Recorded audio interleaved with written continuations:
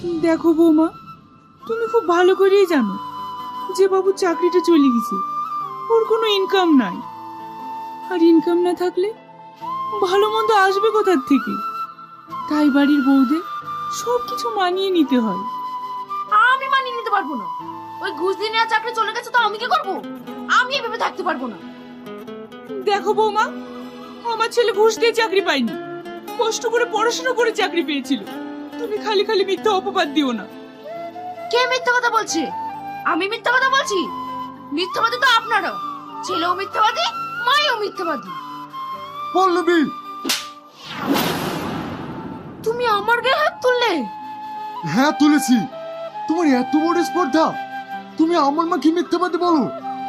বলেছি, বেশ করেছি। তোমরা আমার জীবনটা নষ্ট করে দিছো। আমি তোমার সংসারে থাকবো না। আমি তোমার সংসারে থাকবো না। এই তুই কি করলি? তুই বৌমার গায়ে হাত তুললি? আমি তোকে এই শিক্ষা দিয়েছি?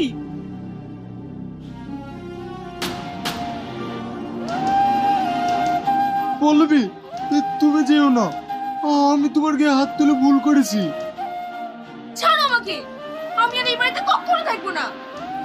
পল্লবী, এই মুহূর্তে তুমি আমাকে ছেড়ে যেও না। আমার চাকরি চলে গেছে, আমি এ নিয়ে প্রচুর টেনশনে আছি। এখন তুমি যদি চলে যাও, আমি একা হয়ে যাব। মা, তুমি আমাকে ছেড়ে যেও না। মা, তুমি আমাকে ছেড়ে যেও না।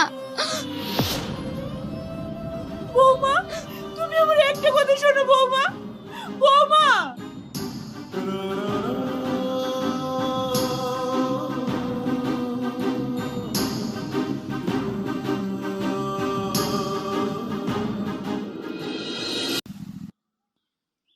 তোকে আর ওই ছেলে ভাত খেতে হবে না।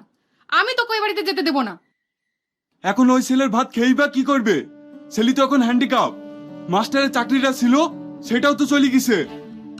আবার শুনছি নাকি এতদিন যা বেতন পেয়েছে সব সুদ সমেত ফেরত দিতে হবে। এখনো অত টাকা পাবে কোথায়? শুধু চাকরির টাকা ফেরত দিতে হলেও হতো। এদিকে আবার ব্যাংক থেকে লোন তুলে বাড়ি তৈরি করেছে। সেই লোনের কিস্তি দেবে কোথা থেকে?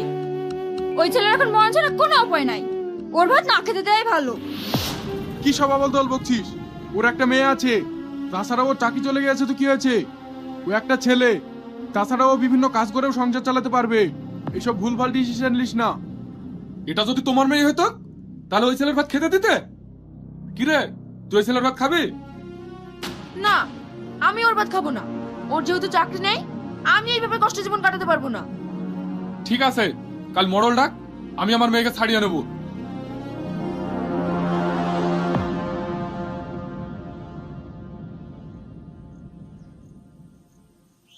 দেখো রিয়াজ, আমরা সবাই মিলে একত্রিত হয়েছি, তার প্রধান কারণই হচ্ছে তোমার বউ আর তোমার সাথে থাকতে চায় না। মরল সাহেব, আমার বোঝা আমার সাথে থাকতে চাই না। এখানে আমার দোষটা কোথায় সেটা তো বলুন। হ্যাঁ, এই মেয়ে, তুমি যে ওর সঙ্গে থাকতে চাও না, কি কারণে থাকতে চাও না সেটা তো বলো। মরু সাহেব, ওর সাথে কিভাবে থাকবো বলুন? একটা মেয়ে তার স্বামীর কাছ থেকে কি চায়? যে মানুষটা দুবেলা পেট ভরে খাবার দিতে পারে না, যার একটা শাড়ি কেনার ক্ষমতা নাই, সে মানুষের সাথে আমি কিভাবে থাকবো বলুন? পল্লবী, আমি তোমাকে দুবেলা খেতে দিতে পারিনি, আমি তোমাকে জামা কাপড় কিনে দিতে পারিনি, সে তুমি এত বড় মিথ্যে কথা বলতে পারলে? চুপ করে গেলি কেন? তোকে যে কি কারণে মারধর করে সেটা তো সবার সামনে বল। হ্যাঁ মরু সাহেব, ও রোজ রাতে মদ গিয়ে এসে আমাকে মারধর করে, নোংরা ভাষায় গালিগালাজ করে। তাহলে আপনারাই বলুন, আমি ওই বাড়িতে কিভাবে থাকবো? পল্লবী, আমি মদ খাই, আমি তোমাকে গালিগালাজ করি, তুমি এত বড় মিথ্যা অপবাদ দিতে পারলে? আজ আমার চাকরিটা নেই বলে আমি তোমাদের কারো কাছে মানুষ না।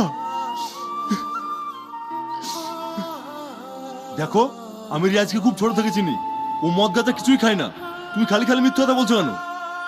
ওই বাড়িতে আমার বোন থাকে, কি হয় না হয় ও ভালো করে জানে। আপনি কিভাবে জানবেন? আর ওই যে বুড়ি আছে, ওই অশান্তির মূল কারণ। ব্যাস, অনেক বলেছেন, আর না। পল্লবী, তুমি আমাকে যা খুশি বলো, তুমি আমাকে হাজারে মিথ্যা অভিযোগ দাও, তাতে আমি কিচ্ছু মনে করব না। কিন্তু তুমি এই বাচ্চাটার মুখের দিকে তাকিয়ে বাড়ি ফিরে চলো।